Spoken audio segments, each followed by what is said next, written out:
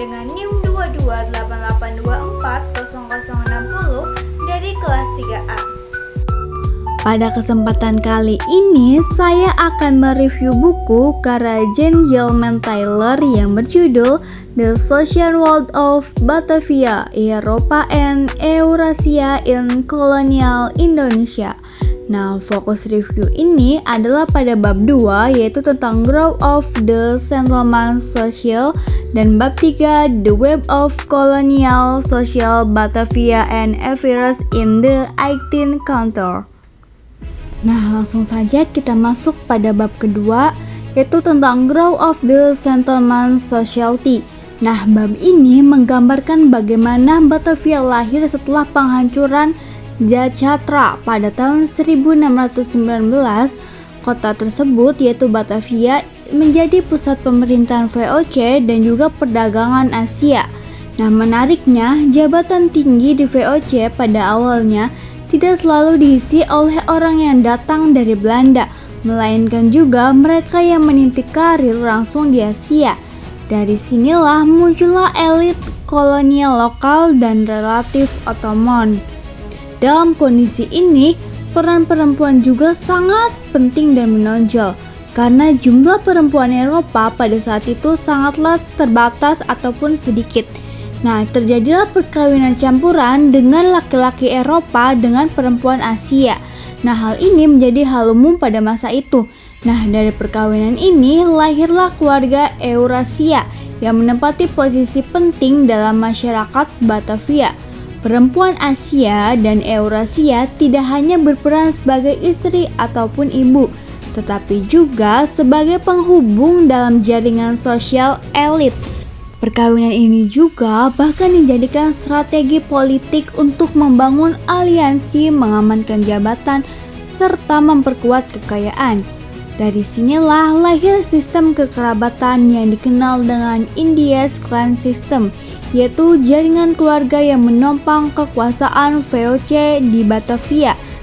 Nah, selanjutnya yaitu bab 3, The Web of Colonial Society Batavia and Affairs in the 18th Century. Bab ini menyoroti perkembangan Batavia pada abad ke-18. Pada periode ini, pejabat VOC mulai meninggalkan pusat kota yang padat dan tidak sehat, lalu pindah ke villa-villa pedesaan atau Omelanden. Daerah ini berkembang menjadi kawasan perkebunan, terutama perkebunan gula. Kehidupan sosial dan ekonomi sangat bergantung pada tenaga budak yang didatangkan dari Bali, Makassar, India, dan daerah-daerah di Nusantara lainnya. Interaksi antara orang Eropa, Eurasia, dan budak menciptakan budaya baru yang disebut Mestijon. Hal ini tampak pada gaya berpakaian, makanan, bahasa, hingga pola konsumsi.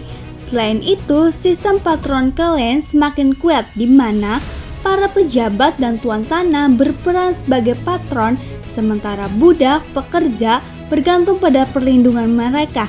Sistem ini menegaskan tentang status sosial tersebut, meskipun masih ada peluang terbatas bagi kelompok campuran untuk naik status. Identitas masyarakat pun semakin kabur, di mana banyak orang Eropa mengadopsi gaya hidup Asia, sementara orang Eurasia berusaha menegaskan status mereka sebagai orang Eropa. Nah, pada dua bab ini memberikan pemahaman bahwa kolonialisme tidak hanya soal dominasi militer ataupun ekonomi, tetapi juga soal proses sosial dan budaya. Kekuatan buku ini terletak pada keberanian Jan Gelman Tyler menyoroti peran perempuan Asia, keluarga Eurasia, dan budaya Mestijon yang selama ini sering diabaikan. Namun, narasi tetap memiliki keterbatasan. Fokusnya masih sangat pada elit sentris. Rakyat kecil dan perempuan pribumi di luar lingkaran kekuasaan tidak banyak ditampilkan.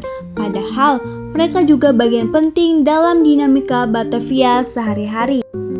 Refleksi pribadi. Dari bacaan ini, saya belajar bahwa sejarah kolonial tidak sesederhana kisah penjajah melawan yang terjajah.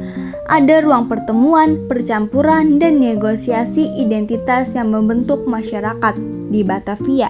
warisan multikultural itu masih bisa kita lihat hingga kini dalam kehidupan kota Jakarta maupun kota-kota bekas kolonial lainnya di Indonesia. Nah, sebagai penutup, bab 2 dan bab 3 ini menunjukkan kepada kita bahwa Batavia adalah masyarakat kolonial yang sangat kompleks, dibangun di atas jaringan keluarga Eurasia, perkawinan campuran, tenaga budak, serta pertemuan budaya asing dan Eropa. Nah, dari sinilah kita belajar untuk menghargai sejarah karena identitas Indonesia modern juga lahir dari pencampuran sejarah kolonial yang panjang. Maka dari itu, ayo teman-teman semuanya kita belajar sejarah. Mungkin cukup sekian dari saya, kurang lebihnya mohon maaf. Wassalamualaikum warahmatullahi wabarakatuh.